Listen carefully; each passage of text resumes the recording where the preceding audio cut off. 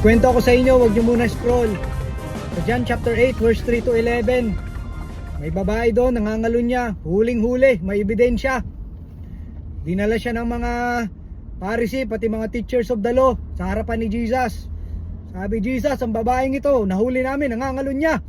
May ebidensya, ito may screenshot. Sabi sa screenshot, "You're so hot, I'll touch myself na lang." Familiar ba? Sabi ng mga nagsasakdal ng mga tao na to kay Jesus. Sabi sa kautusan at sabi ni Moises, ang babaeng to dapat batuhin.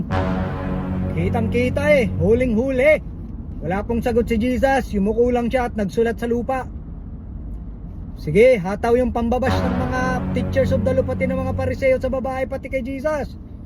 Tumayo si Jesus, sabi ni Jesus, kung sino sa inyo ang walang kasalanan, siya ang maunang bumato. Pagkarinig nito, yung mga nagsasakdal doon sa babae, isa-isa silang nagpulasan, umalis.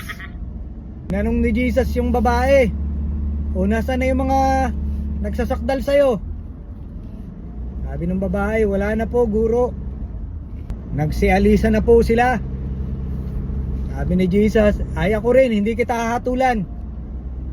Pumayo kang mapayapa at huwag ka nang magkakasalang muli. Ayan, para kay lumapit ka sa Panginoong Jesus, papatawarin ka niya. Ang mensaheng ito ay paalaala sa ating lahat.